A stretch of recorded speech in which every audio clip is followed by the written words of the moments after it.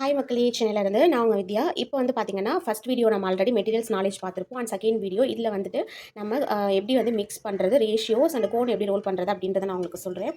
First வந்து பார்த்தீங்க அப்படின்னா, வெயிட் போடுறதுக்கு மிஷின் இருக்கு இல்லையா, மிஷின் வந்து எடுத்துக்கோங்க.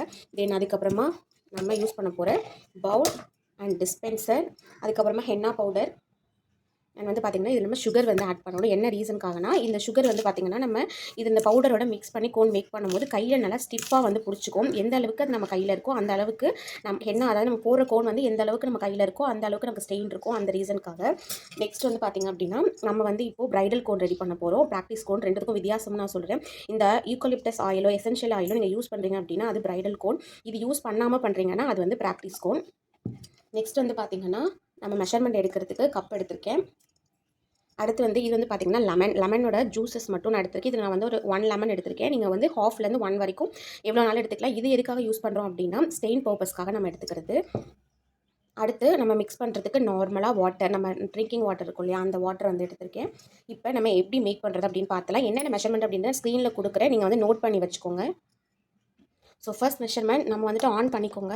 ஆன் பண்ணிவிட்டு 0ல் வச்சுக்கோங்க, ஓகேங்களா. இப்போ வந்து நம்ம ஹென்னா பவுடர் எடுத்துக்கணும். மெஷர்மெண்ட் வந்து பார்த்திங்க அப்படின்னா 30 கிராம்ஸ் வந்து எடுத்துக்க போகிறேன். மெஷர்மெண்ட் வந்து இதில் ஏறிட்டுருக்கு. இதை செக் பண்ணிக்கோங்க. கரெக்டாக நமக்கு 30 கிராம்ஸ் தான் பவுடர் வேணும்.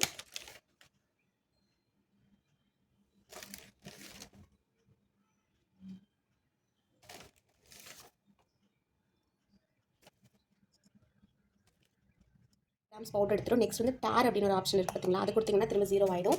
எப்போவுமே இதுக்கு மேலே நம்ம வேறு மெஷர்மெண்ட்ஸ் வந்து போடும்போது இந்த மாதிரி டேர் பண்ணிக்கணும். அடுத்து வந்து பார்த்திங்கன்னா இதில் நம்ம சுகர் வந்து ஆட் பண்ணிக்கலாம். சுகரோட மெஷர்மெண்ட் சொல்கிறேன். ஸோ 30 கிராம்ஸ் பவுடருக்கு வந்து பார்த்திங்கன்னா நம்ம சுகர் வந்துட்டு 10 கிராம்ஸ் வந்து எடுத்துக்கணும். ஸோ டேரில் வந்து கொடுத்துக்கோங்க. டேர் அப்படின்ற ஆப்ஷன் இருக்குது பார்த்தீங்கன்னா, டேர் கொடுத்துட்டிங்கன்னா உங்களுக்கு 0 ஆகிடும். இப்போ திரும்பவும் நம்ம 10 கிராம்ஸ்க்கு வந்து சுகர் ஆட் பண்ணிக்கலாம்.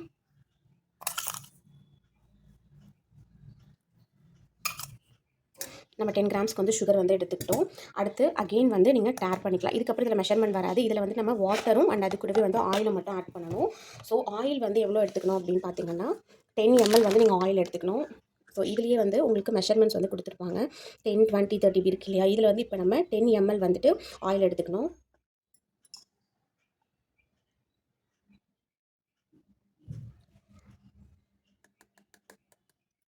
இப்போ இதை நம்ம என்ன பண்ண போகிறோம் அப்படின்னா, ஜஸ்ட் நல்லா மிக்ஸ் பண்ணிக்கோங்க. இப்படி இந்த ஸ்பாட்சுலா வச்சுட்டு இப்படி நசுக்கிற மாதிரி, ஓகேங்களா. பண்ணிவிட்டு நம்ம வந்து ஃபுல்லாக என்ன பண்ண போகிறோம், இதில் ரெண்டுமே வந்து மிக்ஸ் ஆகணும். ஃபஸ்ட் வந்து இந்த பவுடரும் சுகரும் மிக்ஸ் பண்ணிக்கணும். அடுத்து அது கூடவே நம்ம போட்டிருக்கோம் ஆயிலு. இப்போ நம்ம இந்த ஆயில் போடுறது கொஞ்சம் கட்டியாக இருக்கும் அது பட்டு. ஸோ அதை எல்லாத்தையுமே இந்த மாதிரி நல்லா அழுத்தி ப்ரெஸ் பண்ணிங்க அப்படின்னா உடஞ்சிரும்.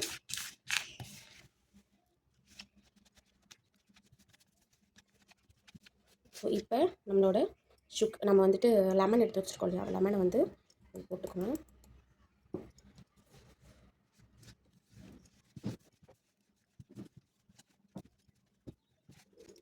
ஸோ இப்போ இதில் நம்ம கொஞ்சம் கொஞ்சமாக வாட்டர் வந்து ஆட் பண்ணணும். நிறைய தயவு செஞ்சு ஆட் பண்ணிடாதீங்க. கொஞ்சம் கொஞ்சமாக ஆட் பண்ணிவிட்டு தேவையான அளவுக்கு மட்டும்தான் நம்ம வந்து போட்டு ஆட் பண்ணணும். ஏன்னா வாட்டருக்கு மெஷர்மெண்ட் கிடையாது. நீங்கள் வந்து எந்த அளவுக்கு நமக்கு கன்சிஸ்டன்சி வரணுமோ அந்த அளவுக்கு தேவையான அளவு நம்ம தான் ஆட் பண்ணிக்கணும். இவ்வளோ அளவு அப்படின்றது கிடையாது. நம்ம மெஷர்மெண்ட்ஸ் எடுத்தாலும் அந்த அளவுக்கு வாட்டரில் வந்து நமக்கு கரெக்டான மெஷர்மெண்ட்ஸ் வந்து கொடுக்க முடியாது. ஸோ அதனால் நீங்கள் மிக்ஸ் பண்ணிகிட்டே இருக்கும் போது எவ்வளோ வந்து நமக்கு வேணும், கன்சிஸ்டன்சி வருதா அப்படிங்கிறத வந்து பார்த்துட்டு நீங்கள் வந்து ஆட் பண்ணிக்கோங்க கொஞ்சம் கொஞ்சமாக.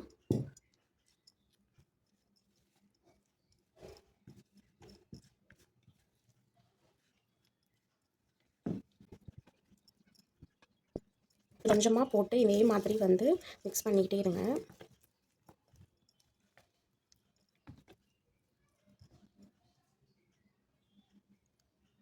ஏன்னா நம்ம நிறையா வந்து வாட்டர் போட்டு நம்மளோட கன்சிஸ்டன்சியை விட அதிகமாக போயிடுச்சுன்னா அந்த ஹென்னா நம்ம போட்ட ஆயிலு இதில் போட்டது எல்லாமே வந்து பார்த்திங்கன்னா உங்களுக்கு வேஸ்ட்டாக போயிடும். ஸோ யூஸ் பண்ண முடியாது. ஸோ மெஷர்மெண்ட்ஸ் எடுத்து பண்ணுறோம் அப்படின்ற பட்சத்தில் நம்ம எல்லாமே வந்து கரெக்டான மெஷர்மெண்ட்ஸ்லேயும் கரெக்டான கன்சிஸ்டன்சிலையும் வந்து கொண்டுட்டு வரணும். அதை தாண்டி போயிடுச்சுன்னா அந்த பொருளை வந்து யூஸ் பண்ண முடியாது. ஸோ நமக்கு அதில் மணி வேஸ்ட், நம்ம போட்ட பொருள் எல்லாமே வந்து வேஸ்ட் ஆகிடும்.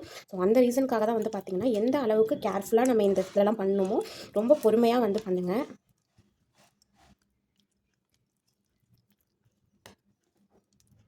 கொஞ்சம் கொஞ்சமாக வந்து பார்த்திங்கன்னா அது ரொம்ப திக்காக இருந்தது இல்லையா, அது வந்து கொஞ்சம் கொஞ்சமாக மாறதுக்கு ஸ்டார்ட் ஆகும்.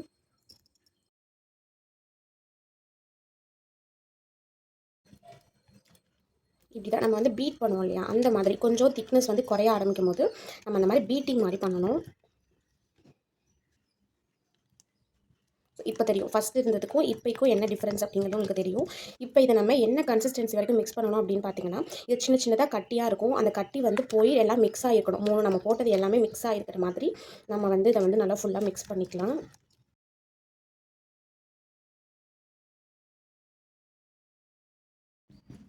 ஸோ இப்போ நம்ம மிக்ஸ் பண்ணும்போது பார்த்திங்கன்னா லைட்டாக அதில் வந்து ஒரு பிசு ஒரு கெட்டியாக இருக்கிற மாதிரி ஒரு ஃபீல் இருக்கும்.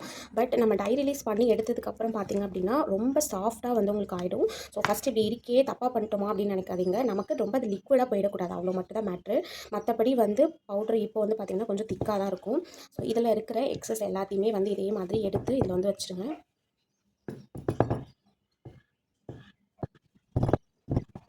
இப்போ மைல்டாக வந்து இது மேலே தண்ணி வந்து ஊற்றிட்டு ஸ்பேச்சுலா வச்சு இந்த மாதிரி பண்ணிங்க அப்படின்னா உங்கள் ஸ்பேச்சுலாவில் வந்து ஒட்டாது.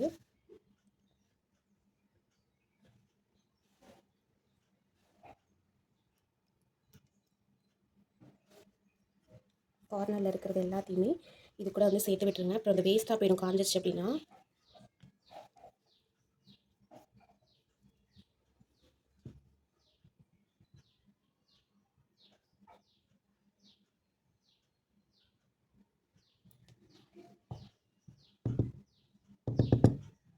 நம்ம இதை க்ளோஸ் பண்ணி வச்சிடலாம். இப்போ நெக்ஸ்ட் வந்து பார்த்திங்கன்னா இதை நம்ம டை ரிலீஸ்க்கு வைக்கணும். டை ரிலீஸ்னால் அப்படின்னா என்னென்னா, நான் உங்களுக்கு ஓப்பன் பண்ணும்போது சொல்கிறேன், டைமிங் மட்டும் இப்போ சொல்கிறேன். ஸோ நார்மலாக நம்ம 6 to 8 hours வந்து டை ரிலீஸ்க்கு வைக்கணும். ஸோ இப்போ நம்ம இது என்ன பண்ண போகிறோம்னா 8 hours இப்படியே க்ளோஸ் பண்ணி ஒரு இடத்துல கொண்டு போய் வச்சலாம். ஃப்ரீசர்லாம் வைக்க வேணால் நீங்கள் வெளியே வச்சுக்கலாம். வெளில தான் வைக்கணும். வெளில வந்து வச்சுருங்க. ஒரு 8 மணி நேரத்துக்கு அப்புறம் 6 to 8 hours அப்புறம் நம்ம இதை ஓப்பன் பண்ணி பார்க்கலாம். இப்போது ப்ராக்டிஸ் கோன் இப்போ நம்ம பண்ணியிருக்கிறது வந்து பார்த்திங்கன்னா ப்ரைடல் கோனுக்கு. நீங்கள் ப்ராக்டிஸ் கோன் பண்ணுறீங்க அப்படின்னா இந்த ஆயில் மட்டும் சேர்த்துக்கக்கூடாது. மற்றது எல்லாமே நீங்கள் சேர்த்துக்கலாம். லெமன் சேர்த்துக்க வேண்டாம். மற்றபடி நீங்கள் வந்து சுகரு, பவுடரு, வாட்டர் இதெல்லாம் வந்து நீங்கள் பொதுவாக சேர்த்துக்கணும். ப்ரைடலுக்காக நீங்கள் செவக்கணும் நம்ம போடுறது அப்படின்னா மட்டும் ஆயிலும் லெமனும் வந்து நீங்கள் சேர்த்துக்கோங்க. லெமனுமே ஆப்ஷனல் தான். இது வந்து உங்களுக்கு இன்னும் எக்ஸ்ட்ரா ஸ்டெயின்காக யூஸ் பண்ணுறதுக்காக தான். ஸோ நம்ம வந்து பேப்பரில் போடுறப்பையும் இல்லை இந்த மாதிரி அக்ரிலிக் ஹேண்டில் ப்ராக்டிஸ்க்கு போடுறப்பையும் ஆயில் இல்லாமல் சேர்த்துக்கலாம். ஆயில் வந்து நார்மலாக ரேட் அதிகமாக இருக்கும். ஸோ ப்ராக்டிஸ்க்கு நமக்கு தேவை கிடையாது. ஸோ செவக்கிறதுக்கு போடணும் அப்படின்னா ஆயில் யூஸ் பண்ணிக்கோங்க. சும்மா போட்டு பார்க்குறதுக்கு வேணும் அப்படின்னா ஆயில் வந்து யூஸ் பண்ணிக்காதீங்க. நெக்ஸ்ட்டு வந்து கோன் வந்து எப்படி ரோல் பண்ணுறது அப்படின்னு பார்த்துடலாம். ஸோ செலஃபன் ஷீட்டு இதுதான் வந்து ஒரு கோன் ரோல் பண்ணுறதுக்கான ஷீட். உங்களுக்கு பார்த்தீங்கன்னா இவ்வளோ தான் வந்து இருக்கும். 0.45 சைஸ் பின் வந்து எடுத்துருக்கேன். அந்த டிஸ்பென்சர் வந்து எடுத்து வச்சுக்கோங்க. ஃபஸ்ட் வந்து நம்மளோட தம்பு இருக்கு இல்லையா, நம்மளோட இந்த தம்பை நான் இப்படி வைக்கிறேன். ஃபுல் தம்பு ஓகேங்களா, ஃபுல் சைஸ் கவர் ஆகிற மாதிரி நான் இங்கே வச்சுருக்கேன். இந்த கையால் என்ன பண்ண போகிறேன் அப்படின்னா ரொட்டேட் பண்ணுறேன். இந்த கையால் இப்படி வச்சு ரொட்டேட் பண்ணுறேன். நம்ம எங்கே தம்பு வச்சுருக்கோமோ அந்த அளவுக்கு மட்டும் வச்சுட்டு இந்த சைடு தம்பு இருக்கு இல்லையா, இதை வந்து இதுக்குள்ளார வந்து வச்சுட்டு இப்படியே ரோல் பண்ணுங்கள். ரோல் பண்ணிவிட்டு திரும்ப கீழே இருக்கிற ஷீட்டை இப்படி ஏற்றிங்க அப்படின்னா இதோட திக்னஸ் வந்து குறையும். ஏன்னா நமக்கு ரொம்ப மொத்தமாக இருக்கக்கூடாது. அகைன் இதை ஏற்றிங்க அப்படின்னா திக்னஸ் குறைஞ்சிடும். இப்போ என்ன பண்ணணும், இப்படி திருப்பிக்கணும். இப்படி திருப்பிக்கிட்டு இந்த இடத்துல வந்து பார்த்திங்கன்னா நம்ம பின் வந்து அட்டாச் பண்ணணும். என்ன பின் வந்து எடுத்துக்கிறீங்களோ அந்த பின்னை இந்த இடத்துல நம்ம உள்ளே வந்து கொடுத்துக்கணும். பின் வந்து எப்படி இருக்கணும், டைட்டாக இருக்கணும். ஸோ நீங்கள் இப்படி வந்து இந்த இடத்துல இப்படி ட்ரையாங்கிள் மாதிரி வந்திருக்கும். இப்படி ட்ரையாங்கிள் மாதிரி வந்திருக்கு நம்ம பண்ணிகிட்டு இருக்கிறது கரெக்டு. ஸோ இன்னும் கொஞ்சம் அந்த விரலால் பின்னாடி புஷ் பண்ணிங்க அப்படின்னா உங்களுக்கு டைட் ஆகிடும். இப்படி ட்ரையாங்கிள் மாதிரி வந்திருக்கு இல்லையா, வந்திருக்கு அப்படின்னா நம்ம பண்ணுறது கரெக்ட் அப்படின்னு அர்த்தம். இந்த இடத்துல நம்ம டேப் எடுத்துக்கிட்டு செக்யூர் பண்ண போகிறோம். ஸோ நமக்கு அந்த டேப்பு என்ன டேரெக்ஷனில் போயிருக்கோ அந்த டேரெக்ஷன்லேயே நம்ம கொடுக்கணும். ஓகேவா, நான் எந்த இடத்துல செக்யூர் பண்ணுறேன் அப்படின்ட்டு இப்போ திரும்ப இந்த இடத்துல கையை வச்சு நீங்கள் ரோல் பண்ணிவிட்டு இந்த டேப் வந்து என்ன பண்ணிடணும், அப்படியே சுற்றுனீங்க அப்படின்னா ஒட்டிக்கும் உங்களுக்கு. ஸோ அவ்வளோதான். இப்போ இந்த இடம் செக்யூர் ஆகிடுச்சு. நம்ம இதுலேருந்து பின்னை வந்து வெளில எடுத்துடலாம். ஸோ இதுதான் வந்து பார்த்திங்க அப்படின்னா இந்த இடத்த நம்ம பண்ண வேண்டியது. இப்போது 8 hours அப்புறமா நம்ம ஓப்பன் பண்ணி பார்க்கலாம் எப்படி இருக்குது அப்படின்னு சொல்லிட்டு. ஸோ இதில் நம்ம டை ரிலீஸை 2 மாதிரி செக் பண்ணலாம். ஸோ ஃபர்ஸ்ட் வந்து பார்த்திங்கன்னா நம்ம அது மேலே ஊற்றிருந்த வாட்டர் வந்து இந்த மாதிரி கலர் சேஞ்ச் ஆகிருக்கும். ஸோ இதுதான் first check. And second check வந்து பார்த்திங்கன்னா ஜஸ்ட் இங்கே பேட்ச்லாம் வச்சு இப்படி பண்ணும் போதுட்டு மேலே இருக்கிற கலரும் கீழே இருக்கிற கலரும் சேஞ்ச் ஆகிருக்கும். ஸோ இதுதான் வந்து பார்த்திங்க அப்படின்னா நம்ம வந்துட்டு டை ரிலீஸ் ஆகிருக்கா இல்லையா அப்படின்றத செக் பண்ணுற மெத்தட். ஸோ டை ரிலீஸ் அப்படின்றது என்ன அப்படின்னு பார்த்தீங்கன்னா, இந்த மாதிரி டை அப்படின்றது கலர் அப்படின்னு நம்ம மீன் பண்ணுவோம். ஸோ இந்த மாதிரி ஆனால் தான் நீங்கள் அதை கையில் வைக்கும் போது அது வந்து உங்களுக்கு ஸ்டெயின் கொடுக்கும்.